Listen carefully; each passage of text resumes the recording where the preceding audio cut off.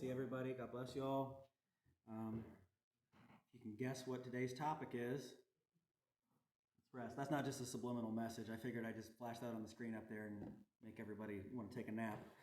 But today we're going to be talking about rest, and we're going to be starting out with a passage that comes to my mind first from the Bible when I think of rest. Matthew 11:28, Jesus said, "Come to me, all of you who are weary and burdened, and I will give you rest." If there's one thing that I think everybody could use more of, it's probably rest. You know, there's a lot of things in life that just wear us down, that exhaust us. And I can almost guarantee everybody in here needs rest from something. Whether it's not always just needing some more sleep. Sometimes it's needing a break from something. Maybe there's something inner that we need rest from. We need rest within our souls. Sometimes it's rest needed from being overworked. Whether that's our boss overworking us or whether it's just us putting too much on our own plates. Sometimes we need rest from stress. Sometimes there's just mental stresses and situations in our lives that can wear you out more than physical labor sometimes. Just having these stressors in our lives can make you feel more exhausted than running a race sometimes. Emotional exhaustion. Maybe it's a worry or a fear or a sadness. Sometimes people go through breakups and it causes an exhaustion. Sometimes people are fighting with someone. Maybe there's some kind of conflict. Maybe it's a coworker. Maybe it's someone really close. But that emotional exhaustion can wear on you and make you even more tired than the stress or the physical labor can. Sometimes it's just a chaotic life, keeping track of all the things that you gotta get done this week, or meeting certain deadlines. Sometimes it can be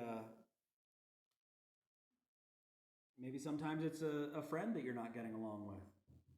Maybe it's a coworker or a neighbor. When someone in your life is just causing problems for you left and right, you just want to rip your hair out and you're just tired and it just wears on you.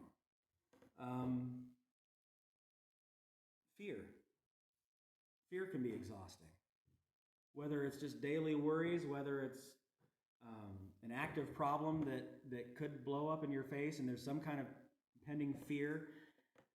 God tells us so many times, hundreds of times through the Bible, fear not, do not be afraid, fear not, be anxious for nothing. Fear, it's mentally exhausting, but it actually physically exhausts you too. I mean, if you're scared to the point where you're trembling, you've got every cell in your body moving and burning energy, and it physically makes you tired. Just the same way that happiness and joy and prayer and things like that can have physical positive effects. Things like fear have negative physical effects, negative health effects. All the things that God tells us not to have within ourselves, fear, anxiety, this turmoil, and things like this, are all the things that Satan pushes on us because he knows it's going to be bad for us. It's going to wear us down. It's going to weaken us. Sometimes it's from some kind of pain. Sometimes we need rest from some kind of pain, whether it's a physical pain that's just been nagging at you and you're not getting any rest and it's just exhausting dealing with it, or sometimes it's an emotional pain. Maybe you've been hurt. Sometimes it's health problems. I think most of us know when there's lingering health problems, it can be exhausting. Being stuck in a hospital can be exhausting. Even just watching someone close to you going through stuff like this can be more exhausting than going through it yourself. It's just all that, and that goes back to a lot of those other things, like the anxiety and the worry. Are they going to be okay? How can I help them? We need rest from it. And a sinful life can be exhausting.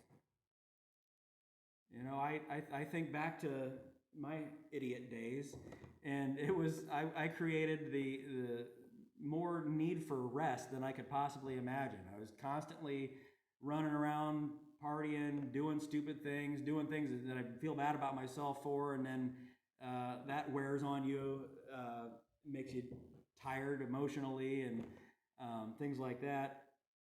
But God offers us rest. Jesus offers us rest. He's saying that we can rest in him. Come to me, all of you who are weary and burdened, and I will give you rest. Whether that's weariness and burdens that have been placed on you, or weariness and burdens that we place on ourselves, he can give us rest from it. Unfortunately, some people refuse that offer of rest. Jeremiah 6:16, Jeremiah says, "Thus says the Lord, stand in the ways and see, and ask for the old paths, where the good way is, and walk in it. Then you will find rest for your souls." But they said, "We will not walk in it."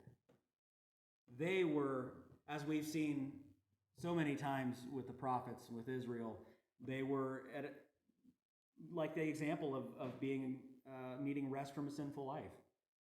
They were in a sinful state that God was offering them restoration, rest for their souls.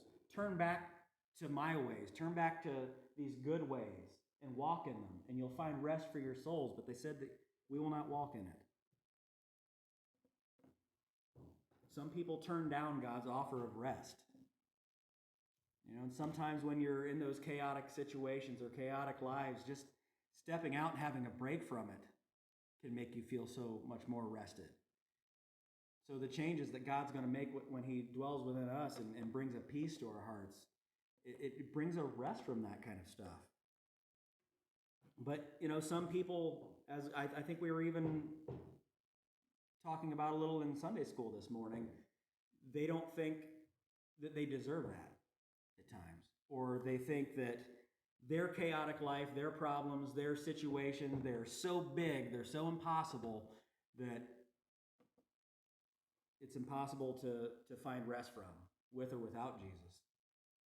They don't want to accept the idea that maybe if they do turn to him, it can change things.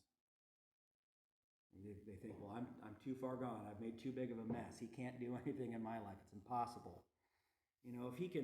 If Jesus can walk out into a storm and tell the waves to stop and rest, and they do it, how much more can he do it in our lives? If he can stop stormy waves on a sea and make them rest, give them rest, how much more should he be able to give us rest? I'm nowhere near as powerful as a storm. But we need to take rest with God. We need to take intentional time to step away from whatever situations or whatever it is in our lives that's causing us to need rest and causing us to be spread too thin or whatever that we need rest from. We need to take intentional time away from that and be restful and spend time with God in his word and spend time with him in prayer. Nurture that relationship and receive the rest that he gives us. Psalm 127:2 says, "It is vain for you to rise up early, to sit up late, to eat the bread of sorrows, for so he gives his beloved sleep." We can do all these things. We can try to, whatever in our life that we need rest from or that is exhausting us, we can try to just fight it head on and beat the situation. We can rise up early, we can stay up late, get up early in the morning, stay up late at night, stressing over it, worrying about it, trying to figure out how to do it, trying to figure out how to fight our way out of these situations, eat the bread of sorrows, feel bad about ourselves for it, suffer through it. We can overexert ourselves, we can overextend ourselves, we can overworry ourselves, but God gives us rest if we'll go to him and take it. For so he gives his beloved sleep. We need to remember that God has things covered. Somebody recently was talking about John MacArthur, he's kind of a famous pastor, not getting much rest and just worrying and feeling like he couldn't accomplish what he needed to accomplish. And he remembered that God never sleeps or slumbers. God is up working on this situation. I can stop, take a break, and rest, and the world is not going to fall apart because I'm not the one whose hands are holding things together. I can rest because God is at work. Psalm 121, 1 through 4. First two verses we know really well. I will lift up my eyes to the hills, from whence comes my help. My help comes from the Lord, who made heaven and earth. We know that passage really well. Verses 3 and 4 goes on to say, He will not allow your foot to be moved. He who keeps you will not slumber. Behold, he who keeps Israel shall neither slumber nor sleep. God's at work. He's keeping us. He's holding it together for us. We're in His hands. And it's kind of like a security system. You know, if you turn on that security system and go to sleep at night, there's people who are up keeping an eye on things. That's not to say it's going to, save you anywhere near as well as God could, but He who keeps us, He who holds us in His hands, He who kept Israel, He doesn't sleep, He doesn't slumber. He's not going to drop the ball on us. He's not going to fall asleep at the wheel. He's not going to be like the guard who falls asleep and messes up his duties. He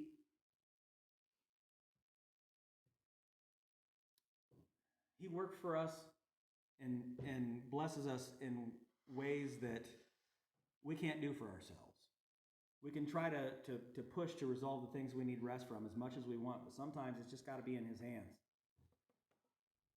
More often than not. Psalm 4:8 says, I will both lie down in peace and sleep, for you alone, O Lord, make me dwell in safety. I can rest easy. I know that God's got things under control. Sometimes we go to sleep in a hectic situation and you're not sleeping in peace. You're worried about what's going to happen tomorrow. Is tomorrow going to be just as bad as today?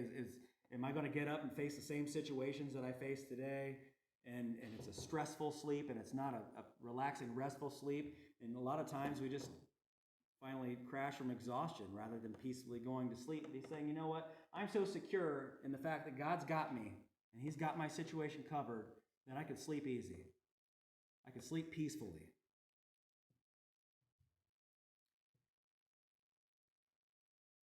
We need to remember that, God offers us rest, and He offers us rest in different ways. But we've got to remember that His rest is a gift. Hebrews 4, 9 through 10. Therefore, a Sabbath rest remains for God's people. For the person who has entered His rest has rested from his own works, just as God did from His. God gives us this Sabbath rest. That was the first thing God did after He got all His work done in creation. He stopped and rested on the seventh day, and He's given us this Sabbath rest. And Jesus reiterated the fact that this is a gift rather than itself being a burden, because people, the Pharisees were coming down on Him and the disciples for the things that they were doing on the Sabbath. They were healing, and Jesus said, which one of you, if your donkey, I forget the exact wording, falls into a ditch or whatever on the Sabbath, wouldn't pull it out? He said the Sabbath was made for man, not man for the Sabbath.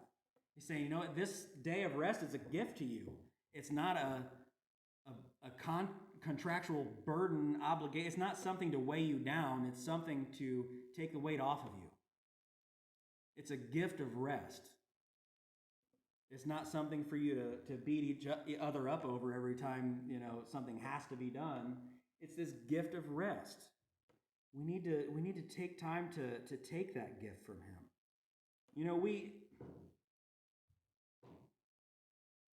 We struggle to rest because a lot of times we feel like we've got to do it all.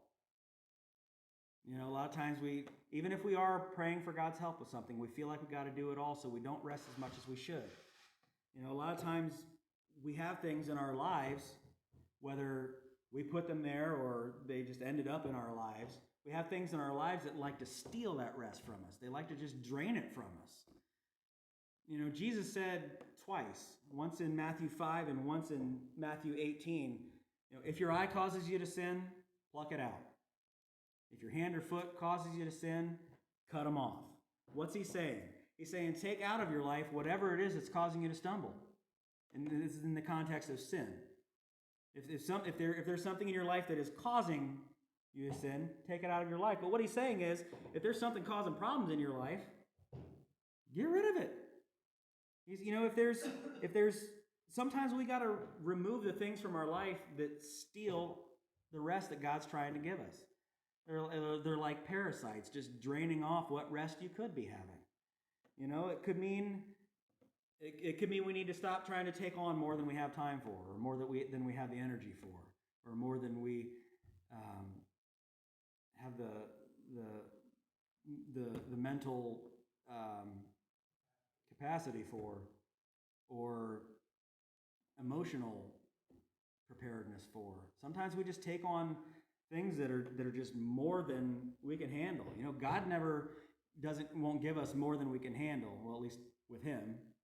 But we often do that to ourselves. We worry about, well, what if God gives me more than I can handle sometimes?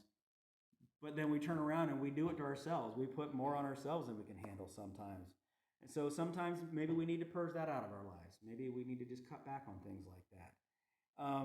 Things that steal that we need to cut out, that are stealing our rest, could be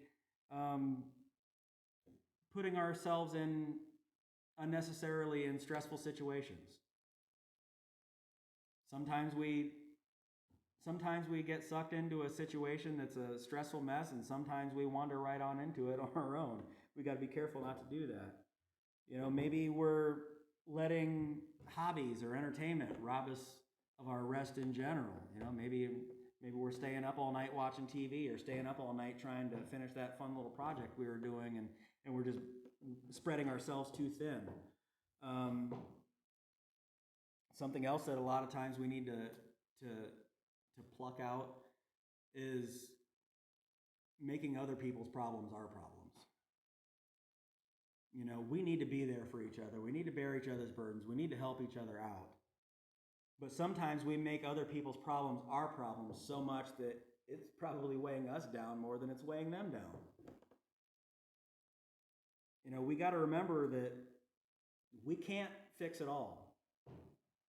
If the things in my life are weighing me down and making me, stealing rest from me, how much worse is it going to be if I'm taking on the burden of everyone rather than seeking God and turning things over to Him?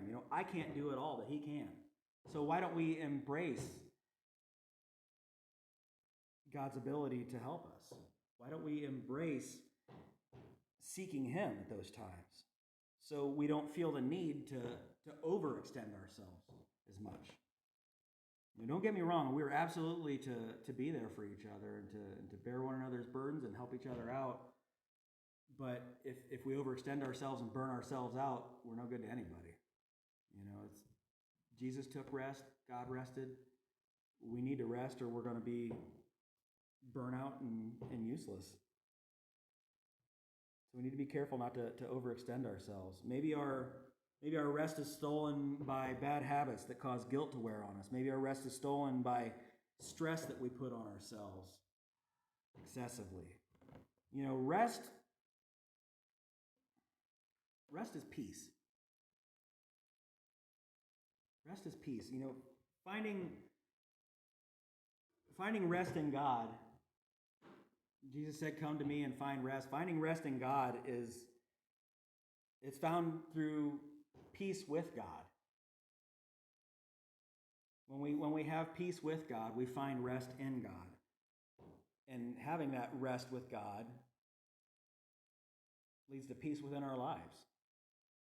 He gives us that new heart. He starts changing these things within us, and it gives us more of a peace and a restfulness.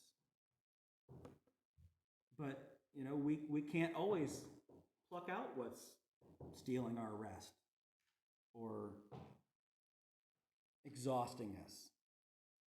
Sometimes it's a person. What if your boss is just riding you so much that you're ready to rip your hair out and you're exhausted? short of quitting your job, you can't always just remove what's causing those things. Maybe it's someone that you care about who's causing a lot of stress in your life. We can't always just cut out what's taking our rest from us and what's exhausting us, because sometimes it's things or people that we need in our lives and that we should have in our lives. We need to find ways to make those situations better, to bring healing in those situations. I've got a friend who I've been best friends with since I was probably 14 years old. And that person's become so toxic that I've had to cut him out of my life. I don't have any resentment towards him. I've forgiven him for everything that, we've gone through. I care about him, but he's just so toxic. I can't have him in my life. It just causes things that I don't need in my life. And sometimes, as a last resort, things like that do have to happen. But he gives us this gift. God gives us this gift of this Sabbath rest, and we need to take it. We need to take it as much as we can. He doesn't want us to be burnt out. He wants us to be refreshed. He wants us to be ready to go and useful. The very next verse, 11, says, "Let us then make every effort to enter that rest, so that no one will fall into the same pattern of disobedience." What's he talking about here, this pattern of disobedience? In the prior verses before talking about these people who refuse God's rest,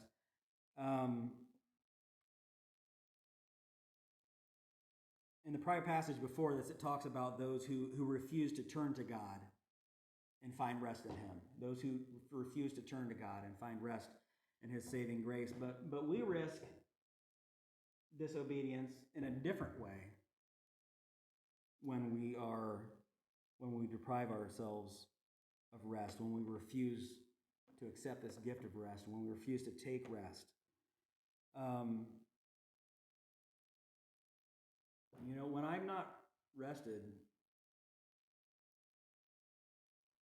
I've got a shorter temper, I've got less focus, I make more mistakes, I'm distracted more easily, my judgment's impaired. When people are taken prisoners of war, or if maybe they're hostages somewhere, a lot of times they're intentionally deprived of rest because it weakens them mentally. Maybe they're going to be interrogated or something like that. It weakens them mentally, and they start making mistakes. And if I'm depriving myself of rest, whether it's normal sleep and I'm just tired, or whether it's taking that restful time growing closer to God, I run the risk of falling into a disobedience because I'm mentally and maybe emotionally in a more weakened state. I'm not going to be as focused. I'm not going to be as focused on God. And so it's going to be easier for temptation to grab a hold of me. I'm going to be in a weakened state. I think of who here has ever worked on a project, whether it was a building project or maybe like a craft project or whatever it might be. You're working on some kind of project, and it's a long project, and it starts getting late, and you start getting really tired. What starts happening? You start making mistakes. That's when you hit your thumb with the hammer. That's when you nail the board on upside down. That's when you sew your shirt to your whatever you're making. It's when you hurt yourself. It's when you end up smashing a finger or getting cut or something like that. You start making mistakes because you're not as focused. You're not thinking as clearly. How much similarly would this happen with our faithfulness and with our closeness to God and with our reaction and treatment of sin if we're not taking rest with God and getting closer with Him and growing with Him and nurturing that relationship. I'm going to be tired. I'm going to start making mistakes. I'm going to be unfaithful to Him. I'm going to, sometimes when we're in that weakened state, we may be more likely to doubt Him, or to let all those things that we're not supposed to fear or be anxious over kind of take over. But how much more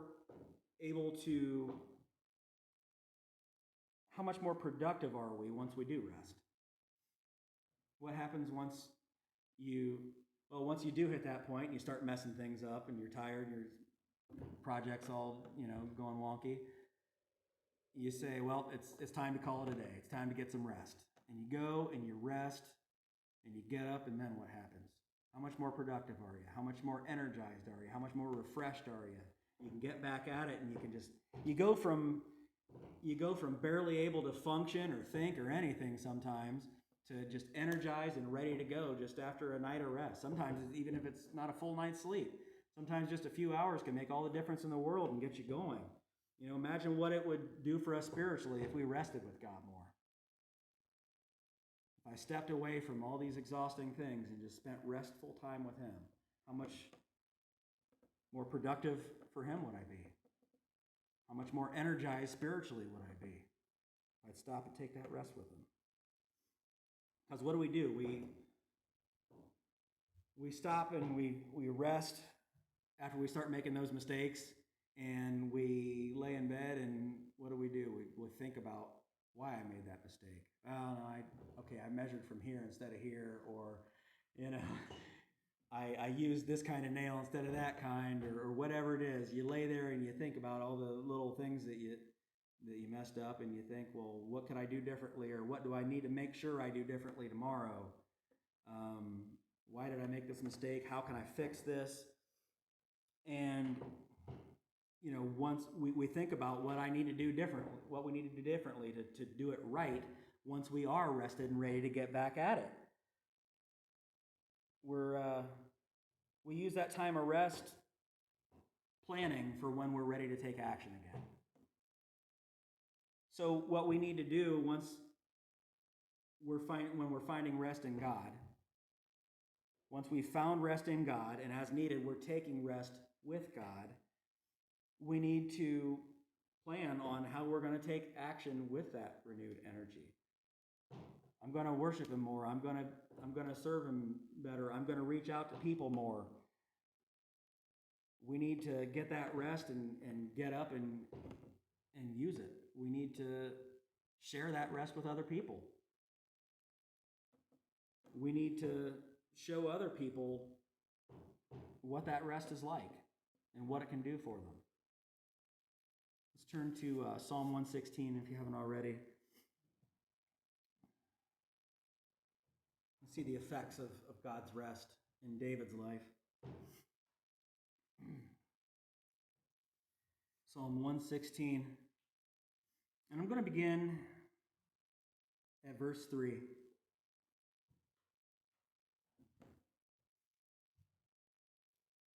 He writes, "The pains of death surrounded me, and the pangs of Sheol, Hades, laid hold of me. I found trouble and sorrow. Then I called upon the name of the Lord. O Lord, I implore you, deliver my soul. Gracious is the Lord and righteous. Yes, our God is merciful. The Lord preserves the simple. I was brought low, and He saved me. Return to your rest, O my soul, for the Lord has dealt bountifully with you. For you have delivered my soul from death, and my eyes from tears, and my feet from failing." God has done for His soul what needs often done with these situations we've been talking about in our lives. He's given it a break from all the things that were exhausting it. He's given it rest. He's given it security.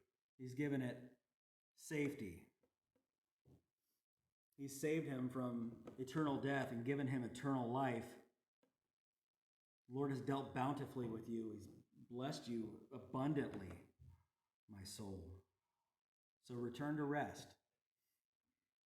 Because when there's chaos in your soul and without God, it's scattered, it's exhausted, it's all over the place. But God gives us rest. And our soul can rest. It can take a big sigh of relief that it's safely in God's hands. And what were the effects of all this rest on him? Look back at verse 1 and 2. I love the Lord because he has heard my voice and my supplications, because he has inclined his ear to me. Therefore I will call upon him as long as I live.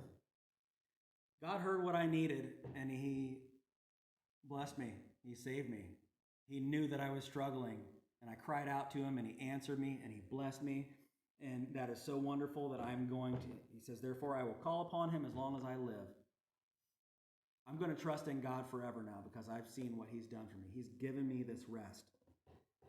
So having this and knowing this, and as Christians, we've experienced this, we need to want others to have that too. That needs to be, the desire of our heart is for everyone to have this. We've been blessed so graciously with God's rest for our souls. We should want that for everyone. How much more at peace would this world be if everyone had a restful soul? How much less chaos would there be? We need to recharge sometimes. We can spread ourselves so thin, whether it's physically, mentally, emotionally, spiritually. We need to stop and recharge, and we need to take intentional time with God. We need to get into his word. We need to spend time in scripture and prayer. We got to nurture that relationship with him. It's important. After Jesus fed the 5,000,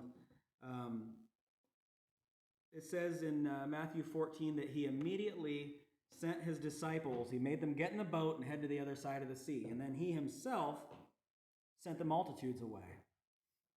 And then he went up to the mountaintop alone to pray.